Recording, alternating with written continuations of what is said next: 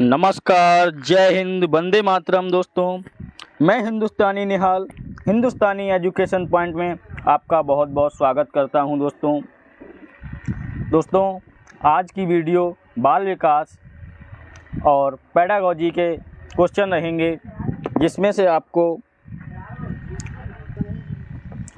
दोस्तों बाल विकास और पेडागोजी के क्वेश्चन ऐसे रहेंगे जो आप एक बार देख लेंगे तो आपको सीधा वो एग्ज़ाम में देखने को मिलेंगे। यानी कि ये प्रश्न बहुत महत्वपूर्ण होने वाले हैं। दोस्तों, आप तक मेरी वीडियो जा रही है और आपने चैनल को सब्सक्राइब नहीं किया है तो चैनल को सब्सक्राइब कर वीडियो को लाइक एंड शेयर करते रहें और हिंदुस्तानी एजुकेशन पॉइंट का हिस्सा बने और पढ़ाई करते रहें। चलिए बात करते हैं, अब वीडियो स्टार्ट करते हैं। दोस्तों, आज चाइल्ड डेवलपमेंट एंड पेडागोजी के क्वेश्चन हैं।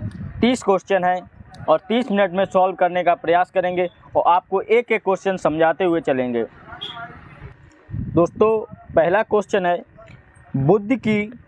बच्चे की बुद्धि लब्धि 90 से 110 के मध्य है। वह है कि जिस बच्चे की बुद्धि 90 से 110 तक है वह बच्चा होगा सामान्य बुद्धि होगा, प्रखर बुद्धि होगा, उत्कृष्ट होगा या प्रतिभाशाली होगा। तो दोस्तों, हम सभी जानते हैं कि प्रतिभाशाली बच्चे की बुद्धि लब्धि कितनी होती है। प्रतिभाशाली के बच्चे की बुद्धि लब्धि 140 से एबव होती है। कितनी होती है? 140 से एबव होती है प्रतिभाशाली की। और बात करें दोस्तों 120 से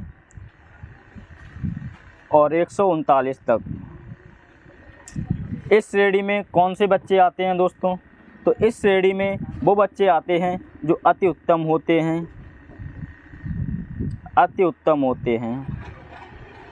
कुशाग्र बुद्धि के होते हैं,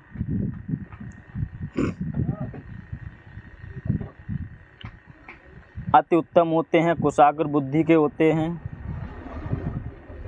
वो 120 से 139 के अंतर्गत आते हैं। अगर बात की जाए तो 7% बच्चे 120 से 139 के अंतर्गत आते हैं दोस्तों।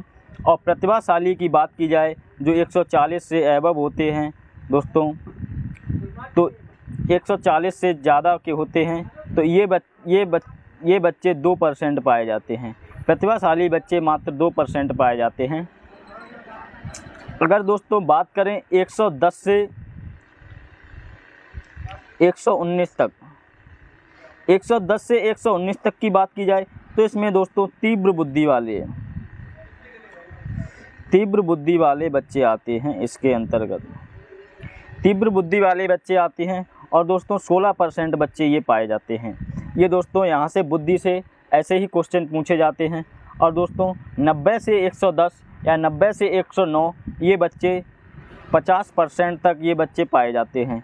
कितना परसेंट? 50%। और ऐसे बच्चे दोस्तों सामान्य बुद्धि के अंतर्गत आते हैं। अगर बात करें दोस्तों बुद्धि का फॉर्मूला तो आप सभी जानते हैं, MA/CA/100। पहले मैंने MA की, उसके बाद मैंने CA की। क्या पहले MA की फिर CA की, फिर मुझे 100 रुपये डेली मिलने लगे। ऐसे याद रखें कि पहले मैंने MA की, फिर CA की, उसके बाद मुझे 100 रुपये मिलने लगे। ऐसे याद रखें। तो दोस्तों यहीं पर एक क्वेश्चन आपको सॉल्व करा देते हैं। जैसे कि यदि कोई बालक ऐसे भी क्वेश्चन आते हैं, यदि कोई बालक 5 वर्ष का है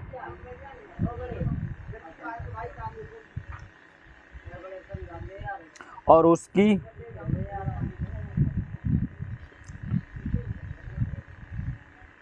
मानसिक आय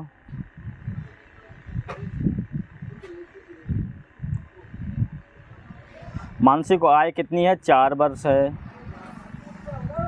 तो उसकी बुद्धि लब्धि होगी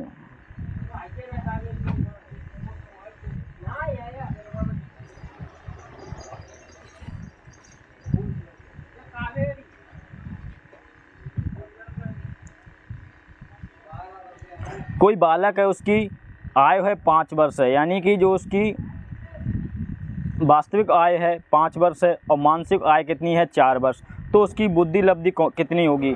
तो दोस्तों आप जानते हैं बुद्धि लब्धि का फॉर्मूला क्या होता है, IQ बराबर मानसिक I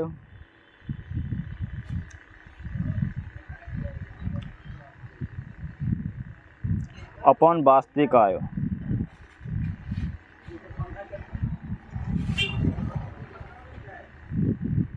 into 100।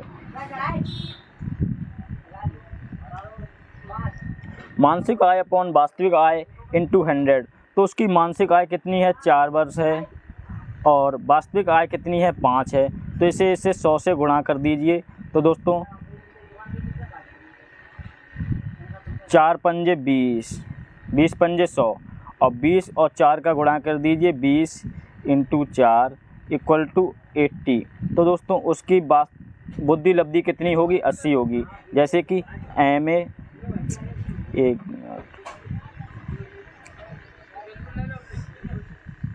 MA upon CA into 100 और उसकी जो मानसिक आय थी, मानसिक आय कितनी थी दोस्तों, मानसिक आय उसकी 4 वर्ष 4 थी।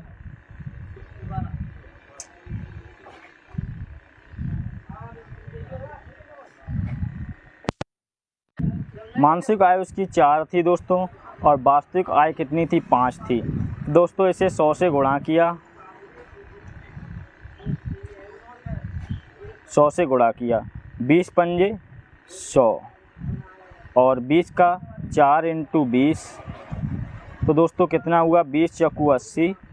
तो उसकी बुद्धि लब्धि कितनी हो गई, IQ कितनी हो गई, IQ बराबर 80। तो ऐसे भी क्वेश्चन आते हैं तो इन पर ध्यान रखें दोस्तों। तो सामान्य बच्चे की बुद्धि लब्धि कितनी होती है 90 से 110। अब बात करते हैं नेक्स्ट क्वेश्चन पर दोस्तों। ऐसे ही सभी क्वेश्चनों को सॉल्व करते हुए अच्छे से समझते हुए चलेंगे और दोस्तों प्रत्येक क्वेश्चन को अच्छे से समझेंगे। बच्चे के लिए निःशुल्क एवं अनिवार्य शिक्षा का अधिकार अधिनियम कितने वर्ष के बच्चे के लिए लागू है। दोस्तों अगर बात की जाए 6 से 14 वर्ष के बच्चे के लिए तो दोस्तों 6 से 14 वर्ष के बच्चों के लिए निःशुल्क शिक्षा की व्यवस्था की गई है।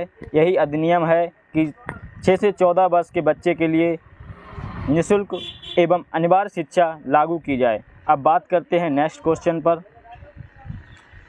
एक बच्चे की बुद्धि और विकास के अध्ययन की सर्वाधिक अच्छी विधि कौन सी है। दोस्तों अगर कोई बच्चा है और उसकी बुद्धि और विकास की अध्ययन की सर्वाधिक अच्छी विधि कौन सी मानी जाती है, मनोविश्लेषण विधि मानी जाती है, तुलनात्मक विधि मानी जाती है, विकासी विधि मानी जाती है या सांख्यिकी विधि मानी जाती है। तो दोस्तों कौन सी विधि मानी जाती है ये आपको बताना है। दोस्तों हम आपको बताते हैं कि बच्चे की वृद्धि और विकास के अध्ययन की सर्वाधिक अच्छी विधि जो होती है वो विकास विधि। तो दोस्तों ऑप्शन नंबर C आपका सही होगा। अब बात करते हैं नेक्स्ट क्वेश्चन पर।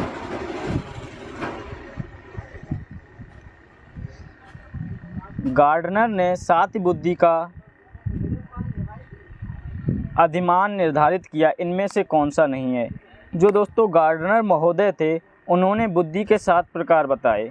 कितने प्रकार बताए, 7 प्रकार बताए थे। तो दोस्तों उनमें से कौन सा नहीं है इसके बारे में आपको बताना है। दोस्तों चलते बात करते हैं इसके बारे में। दोस्तों आपको 7 प्रकार बताने से पहले बता दें कि एक कारक सिद्धांत,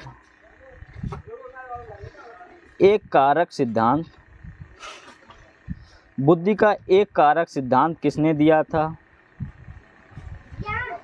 दोस्तों एक कारक सिद्धांत अल्फ्रेड बीने ने दिया था।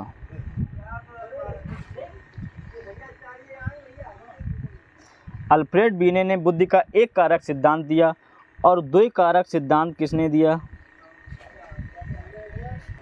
दोस्तों दो कारक की बात की जाए तो द्वि कारक सिद्धांत किसने दिया, स्पीयरमैन ने दिया। स्पीयरमैन ने द्वि कारक सिद्धांत दिया था बुद्धि का। और स्पीयरमैन का द्वि कारक सिद्धांत याद करने के लिए आप कैसे रखें याद इसे। देखिए आप जो मैन लिखा है ऐसे लिखा है, इस पे 2 मात्रा लगी हैं, तो ये जो 2 मात्रा हैं ये द्वि कारक सिद्धांत है, ऐसे याद रखें। और दोस्तों बहुकारक सिद्धांत।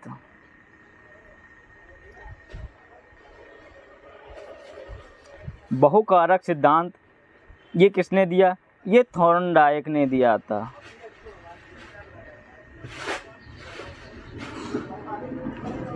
अब इसे थॉर्नडाइक ने दिया था ये बहुकारक सिद्धांत। इसे कैसे याद रखेंगे? दोस्तों देखिए, इसमें का है, इसमें भी का है। यहाँ पर दोस्तों दोनों में लास्ट में का है और का मिला देंगे, 2 का 3 का हो जाएंगे तो ये बहुत हो जाएंगे। तो इसलिए दोस्तों ऐसे याद रखें ट्रिक से कि बहुकारक सिद्धांत किसने दिया था? बहुकारक सिद्धांत थॉर्नडाइक ने दिया था। दोस्तों समूह कारक की बात करें, समूह कारक की बात की जाए तो दोस्तों समूह कारक का सिद्धांत, बुद्धि का समूह कारक सिद्धांत किसने दिया था? थर्स्टन ने दिया था। दोस्तों समूह कारक थर्स्टन ने दिया था। अब इसे कैसे याद रखेंगे ट्रिक बेस्ड? दोस्तों हम सभी दोस्त लोग एक दिन समूह में बैठे थे, एक साथ बैठे थे। तो दोस्तों सभी कह रहे थे कि ये पानी लाएगा, कोई कह रहा था ये पानी लाएगा, कोई कह रहा था ये लाएगा। तो हम लोग समूह में बैठे थे और थर्स्टी यानी कि प्यासे रह गए। थर्स्टन को ऐसे याद रखें, थर्स्टी यानी कि प्यासे रह गए।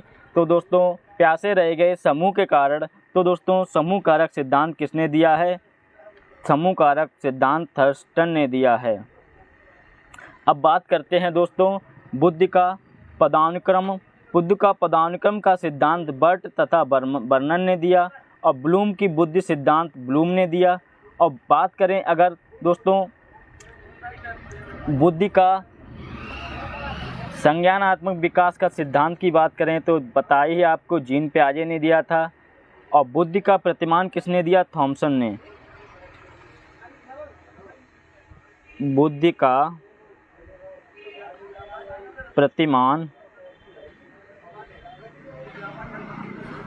प्रतिमान की बात की जाए तो दोस्तों बुद्धि का प्रतिमान थॉमसन ने दिया था।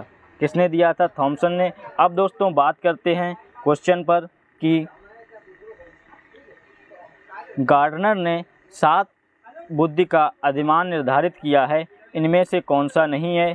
तो दोस्तों इनमें से कौन सा नहीं है? ये भावात्मक बुद्धि को गार्डनर ने नहीं बताया है। स्थानीय संबंधी बुद्धि, अंतर्वैयक्तिक बुद्धि और भाषात्मक बुद्धि ये सभी बताए हैं। अब बात करते हैं नेक्स्ट पर दोस्तों। ये क्वेश्चन अभी हमने सॉल्व किया था। यदि एक बच्चे की मानसिक आय 5 वर्ष तथा वास्तविक आय 4 वर्ष है तो उस बच्चे की बुद्धि लब्ध होगी। दोस्तों मानसिक आय कितनी है? 4 वर्ष और वास्तविक आय और मानसिक आय कितनी है? 5 वर्ष और 100 से गुणा कर देते हैं, क्योंकि बुद्धि लब्धि का फॉर्मूला ही ये है कि IQ बराबर MA/CA × 100। तो दोस्तों इसीलिए 20 दोस्तों मानसिक आय उसकी कितनी है? 5 वर्ष है, यानी कि 5 वर्ष है।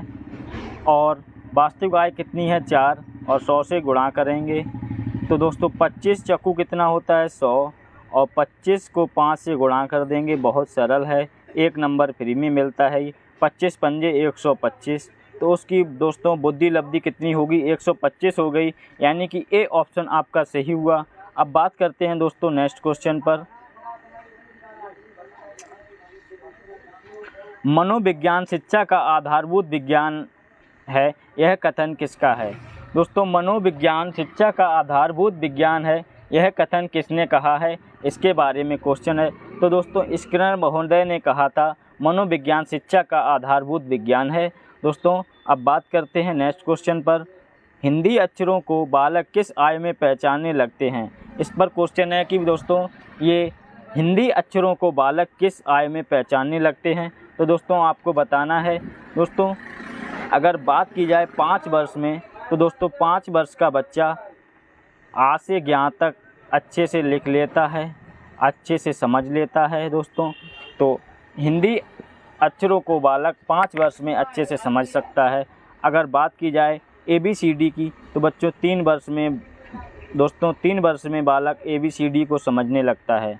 अब बात करें नेक्स्ट क्वेश्चन पर, एलेक्सिया है दोस्तों, ये अक्षमताएं होती हैं।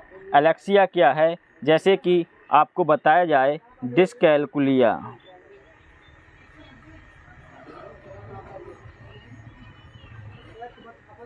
डिस्कैलकुलिया होता है तो उसे वो किससे संबंधित होता है? डिस्कैलकुलिया कैलकुलेशन हम किस में करते हैं? गणित में करते हैं। तो दोस्तों ये गणित से संबंधित होता है। बच्चे को गणित के में कमज़ोर होता है तो उसे डिस्कैलकुलिया बोला जाता है। और दोस्तों बात की जाए एलेक्सिया की, तो दोस्तों जो बच्चा पढ़ने की अक्षमता होती है, जो बच्चा सही से पढ़ नहीं पाता है तो उसे दोस्तों एलेक्सिया बोलते हैं। जैसे कि बच्चा सा को बौझ पढ़ता है, उल्टा पढ़ता है, तो दोस्तों उसे एलेक्सिया नामक बीमारी से वो ग्रस्त है। अब बात करते हैं नेक्स्ट क्वेश्चन पर दोस्तों, प्याजे की औपचारिक संक्रियात्मक अवस्था किस आयु अवधि तक मानी जाती है? दोस्तों जीन पियाजे संज्ञानात्मक विकास के जीन पियाजे ने संज्ञानात्मक विकास का सिद्धांत दिया था। और दोस्तों उन्होंने संज्ञानात्मक विकास में 4 अवस्थाएं बताई हैं। कितनी? 4 अवस्थाएं बताई हैं। पहले तो 0 से 2 वर्ष बताई है, फिर 2 से 5 वर्ष बताई है, फिर 5 से 7 वर्ष बताई है, और फिर 7 से 11 वर्ष या 12 वर्ष तक बताई हैं। अलग अलग किताबों में अलग अलग दिया है। तो दोस्तों पहली अवस्था होती है वो संवेदी पेशी अवस्था होती है।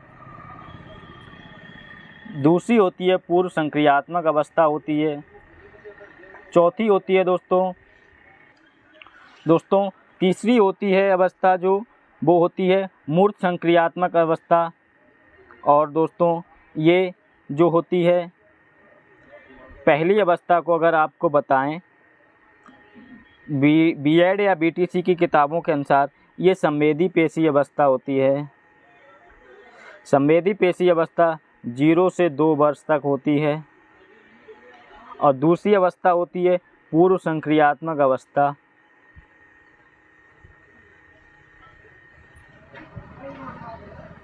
ये जो होती है दोस्तों ये 2 से 7 वर्ष तक बताई है।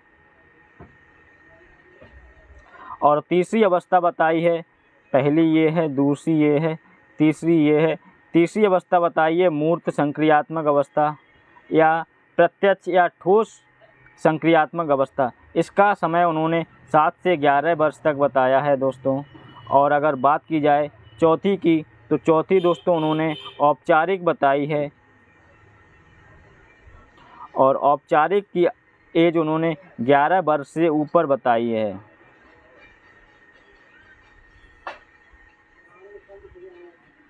तो दोस्तों प्याजे की औपचारिक संक्रियात्मक अवस्था किस आयु अवधि तक मानी जाती है? तो दोस्तों 11 से ऊपर यानी कि 11 वर्ष या 15 वर्ष तक मानी जाती है। अब बात करते हैं नेक्स्ट क्वेश्चन पर दोस्तों, गर्भ में बालक को विकसित होने में कितने दिन लगते हैं? दोस्तों इस पर क्वेश्चन है, ये भी आया हुआ क्वेश्चन है, इसे स्टार पॉइंट के साथ रखें दोस्तों, इम्पोर्टेंट क्वेश्चन है ये और बहुत ही सरल क्वेश्चन है। तो दोस्तों बालक को 280 दिन या 270 दिन के लगभग बालक को एक जो उचित समय होता है लगता है गर्भ में विकसित होने में। अब बात करते हैं नेक्स्ट क्वेश्चन पर दोस्तों, किस मनोवैज्ञानिक ने अपने 3 वर्षीय पुत्र का अध्ययन किया था? दोस्तों एक ऐसे मनोवैज्ञानिक थे जिन्होंने अपने 3 वर्ष के बालक पर अध्ययन किया और उसी से अपना सिद्धांत बताया। तो दोस्तों ऐसे कौन से मनोवैज्ञानिक थे? दोस्तों बात की जाए पेस्टोलॉजी की, तो दोस्तों पेस्टोलॉजी ने अपने 3 वर्ष के बालक पर अध्ययन किया था और अपना सिद्धांत दिया था। अब बात करते हैं दोस्तों नेक्स्ट क्वेश्चन पर, बालक का विकास होता है। बालक का विकास कैसे होता है? सिर से पैर की ओर होता है, पैर से सिर की ओर होता है, दोनों ओर होता है या इनमें से कोई नहीं? तो दोस्तों आपको सही ऑप्शन बताना है कि बालक का विकास कैसे होता है। दोस्तों बालक के विकास की बात की जाए तो बालक का विकास सिर से पैर की ओर होता है। बालक का विकास सिर से पैर की ओर होता है।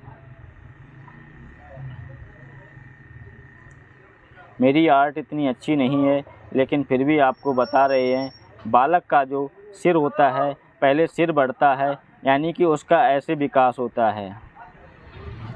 तो दोस्तों बालक का विकास सिर से पैर की ओर होता है। अब बात करते हैं दोस्तों नेक्स्ट क्वेश्चन पर कि विकास के संबंध में गलत कथन है। विकास से विशिष्ट से सामान्य की ओर। दोस्तों, विकास के संबंध में गलत कथन है, इस पर क्वेश्चन है। तो विकास वर्तुलाकार गति में होता है, ये बात सही है। दिशा सिर से पैर की ओर होती है, ये भी सही है। अभी हमने बताया था आपको कि बालक का ये जो सिर है, ये जो गर्दन है, ये जो उसका पेट है, ये जो उसके पैर हैं, ये जो हाथ हैं, ये जो कान हैं, ये जो उसके बाल हैं। तो दोस्तों, बालक का विकास ऐसे होता है, सिर से पैर की ओर। ये ऑप्शन आपका सही हुआ। और दोस्तों, बालक का विकास सामान्य से विशिष्ट की ओर होता है। तो दोस्तों, इसमें गलत पूछा था। तो दोस्तों, विशिष्ट से सामान्य की ओर होता है, ये ऑप्शन आपका सही है। जो गलत होता है, गलत क्वेश्चन पूछा था, तो गलत में जो गलत है वही सही है। सार्वभौमिक प्रक्रिया है, दिशा सिर से पैर की ओर होती है, वर्तुलाकार होती है। ये तीनों ऑप्शन आपके सही हैं, ये गलत है। बालक का विकास होता है जो दोस्तों सामान्य से विशिष्ट की ओर होता है, तो इसमें लिखा है विशिष्ट से सामान्य की ओर होता है, तो इसलिए ये क्वेश्चन गलत हुआ। अब बात करते हैं दोस्तों नेक्स्ट क्वेश्चन पर। गर्भाधान काल की अवस्था नहीं है, कौन सी नहीं है, इसके बारे में बताना है दोस्तों। डिंब, बीजाकरण, भ्रूणावस्था। दोस्तों, सबसे पहले बालक गर्भाकाल की अवस्थाओं में दोनों बात की जाए तो दोस्तों पहले डिंब होता है, फिर बीजाकरण, फिर भ्रूण बनता है। और दोस्तों शैशवावस्था है, ये गर्भाकाल, गर्भाधान की व्यवस्था नहीं है। ये जो गर्भ से बाहर बच्चा आता है, जब 0 से या 1 दिन का या 1 महीने का हो जाता है बच्चा, तो उसे दोस्तों शैशवावस्था कहा जाता है। बालक के विकास की सबसे पहली अवस्था शैशवावस्था होती है दोस्तों, तो इसलिए ए ऑप्शन आपका सही होगा। दोस्तों, नेक्स्ट क्वेश्चन है,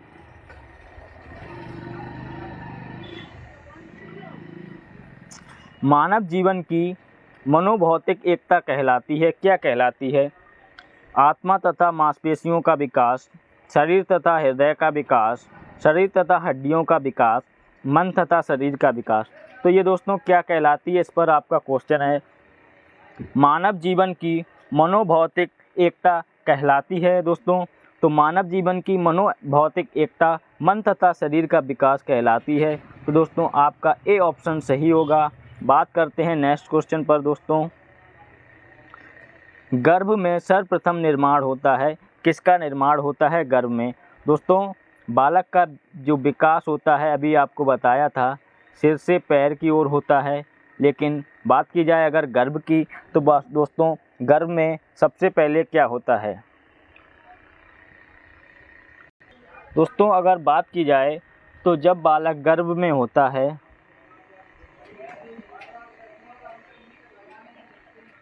तो दोस्तों बालक गर्भ में होता है तो 8 हफ्ते तक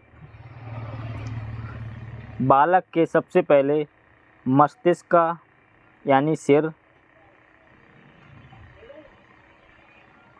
और जो रीढ़ की हड्डी होती है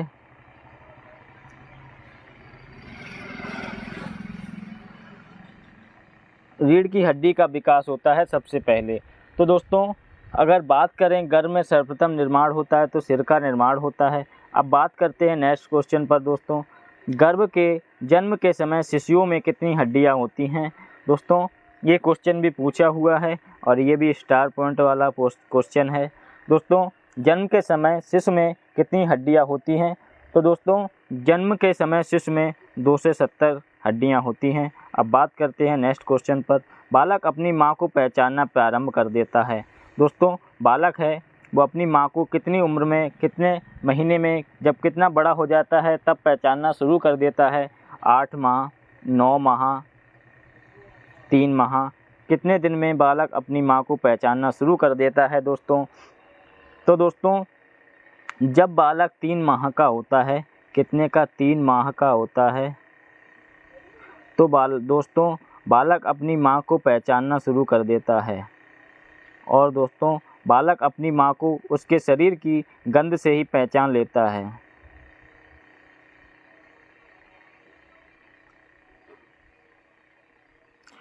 दोस्तों अब बात करते हैं नेक्स्ट क्वेश्चन पर। दोस्तों बालक के जन्म के समय शिशु के मस्तिष्क का भार कितना होता है? ये सरल से कठिन है। अगर दोस्तों ऐसे क्वेश्चन को हम अगर नहीं पढ़ेंगे ध्यान से तो ऐसे क्वेश्चन बहुत सरल लगते हैं लेकिन एग्ज़ाम में जल्दी में गलत हो जाते हैं। तो दोस्तों ऐसे क्वेश्चन पर हमें बहुत ध्यान देना होता है। तो दोस्तों बालक के जन्म के समय शिशु के मस्तिष्क का भार कितना होता है?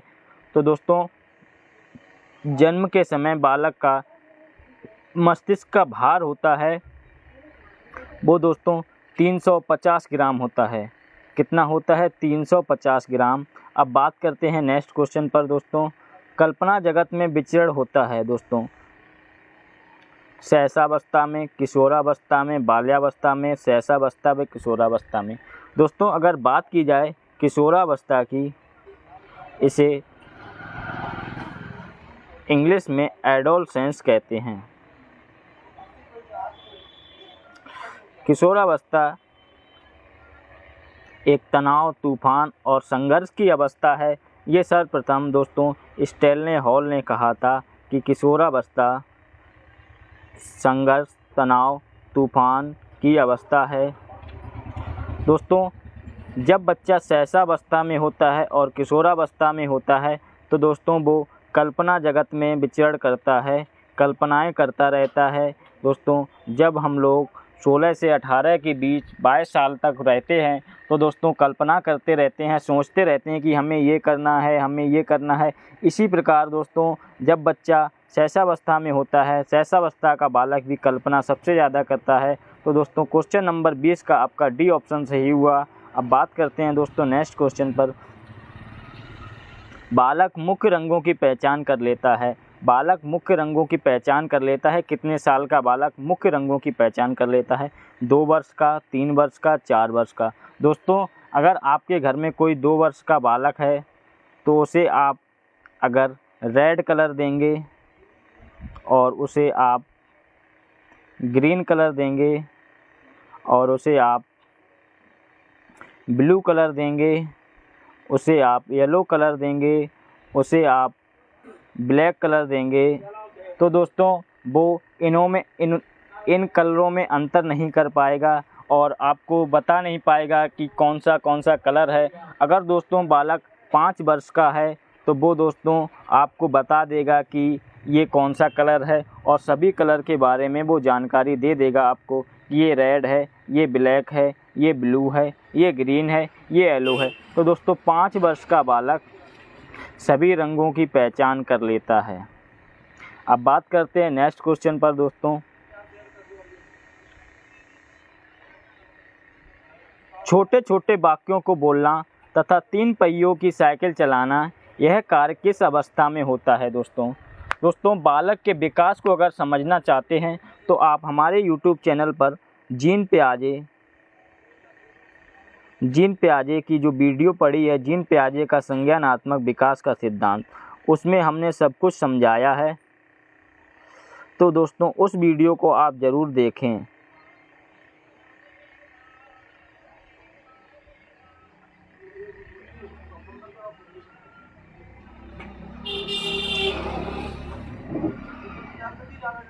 ये वीडियो आपके स्कोर में बढ़ोतरी करेगी। तो दोस्तों जीन पियाजे का सिद्धांत, ये वीडियो आप ज़रूर देख लें। उसमें जीववाद क्या है, बच्चे का विकास कैसे होता है, बच्चे का भाषा विकास क्या होता है, इस सब पे हमने टॉपिक पर वीडियो उसमें बताया है। तो दोस्तों ये क्वेश्चन ऐसे हैं जो आपको ज़रूर समझना चाहिए। दोस्तों छोटे छोटे वाक्यों को बोलना तथा 3 पहिए की साइकिल चलाना, यह कार्य किस अवस्था में होता है? तो दोस्तों यह कार्य सहसावस्था में होता है। जब बालक बाल्यावस्था में आ जाता है, 5 वर्ष से ऊपर का हो जाता है, तो दोस्तों वो 2 पहिए की साइकिल भी चला लेता है। और किशोरावस्था में बालक तो उड़ने लगता है, उसे अगर आप हेलीकॉप्टर दे देंगे तो भी वो भी चला लेगा। और प्रौढ़ावस्था में तो सब कुछ जानते ही हैं आप, प्रौढ़ होंगे। अब बात करते हैं दोस्तों नेक्स्ट क्वेश्चन पर।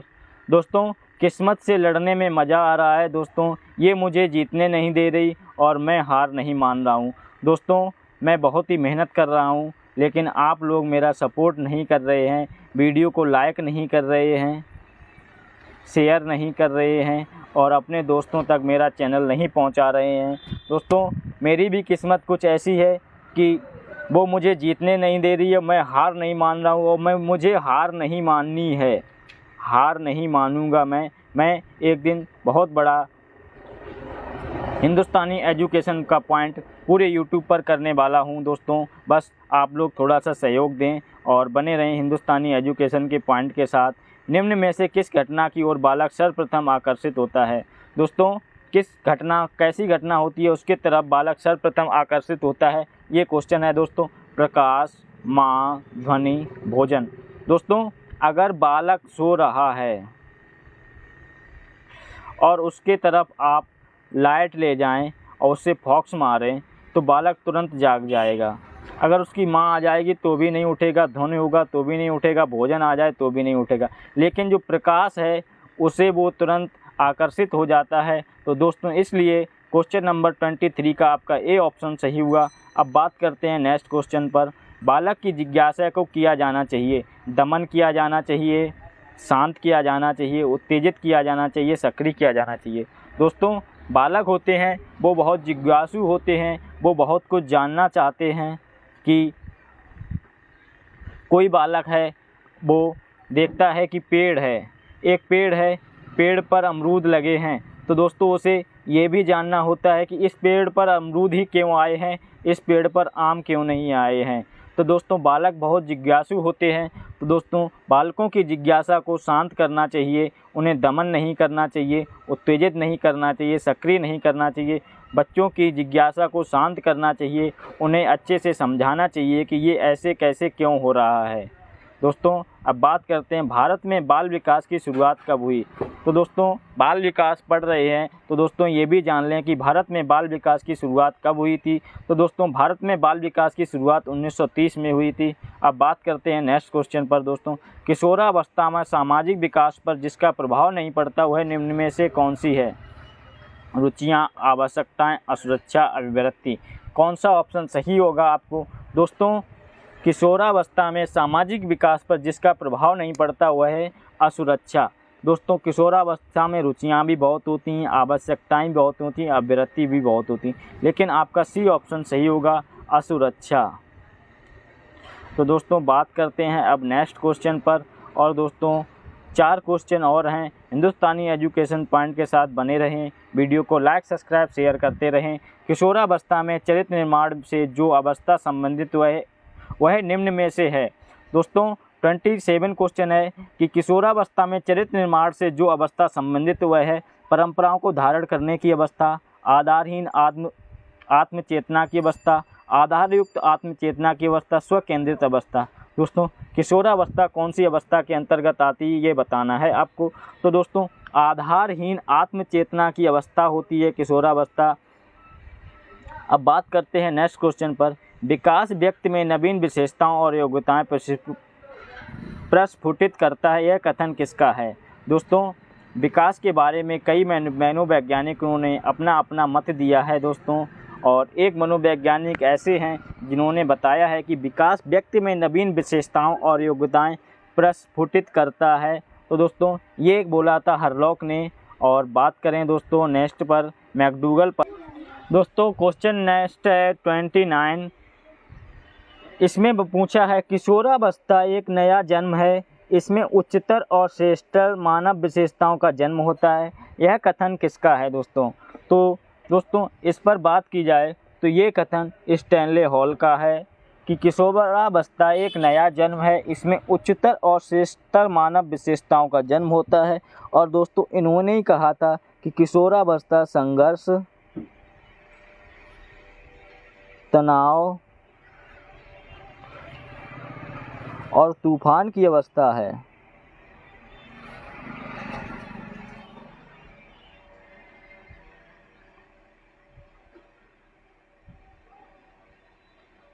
और दोस्तों, किशोरावस्था के बारे में स्टैनले हॉल ने एडोलसेंस नामक एक पुस्तक भी लिखी है जो इनकी ज़्यादातर पूछी जाती है। दोस्तों, अब बात करते हैं नेक्स्ट क्वेश्चन पर। आज का लास्ट क्वेश्चन है किशोरावस्था आदर्शों की अवस्था है, सिद्धांतों के निर्माण की अवस्था है, साथ ही जीवन का सामान्य समायोजन है, यह परिभाषा देने वाले थे। दोस्तों ये बहुत ही अच्छा कथन है, जिस भी मनोवैज्ञानिक ने बोला है ये बहुत अच्छा है। दोस्तों किशोरावस्था में ही बालक आदर्श बनता है, उसमें अच्छे बुरे के गुण और वो सम्मान पाना चाहता है, और इसमें दोस्तों बालक अपने सिद्धांतों का निर्माण करता है कि उसे क्या करना है, क्या बनना है, और ही इसी में दोस्तों जीवन का समायोजन करता है। दोस्तों ये समायोजन शब्द बहुत ही बड़ा है, सभी को समायोजन ही करना पड़ता है, खासकर मिडिल क्लास वालों को। दोस्तों किशोरावस्था आदर्शों की अवस्था है, सिद्धांतों के निर्माण की अवस्था है, साथ ही जीवन का सामान्य समायोजन है, यह परिभाषा देने वाले जीन पियाजे थे। जीन पियाजे ने ये परिभाषा दी थी। तो दोस्तों आज के लिए इतना ही था, अब मिलेंगे नेक्स्ट वीडियो में। तब तक आप वीडियो को लाइक, सब्सक्राइब, शेयर करते रहें और अपने दोस्तों तक पहुंचाते रहें। दोस्तों तब बात करते हैं अब नेक्स्ट वीडियो में। दोस्तों 30 क्वेश्चन को पूरा संपूर्ण तरह से समझाकर 36 मिनट में सॉल्व किया है। अब चलते हैं और बात करेंगे नेक्स्ट वीडियो में। तब तक के लिए सभी को जय हिंद, नमस्कार, वंदे मातरम, राम राम।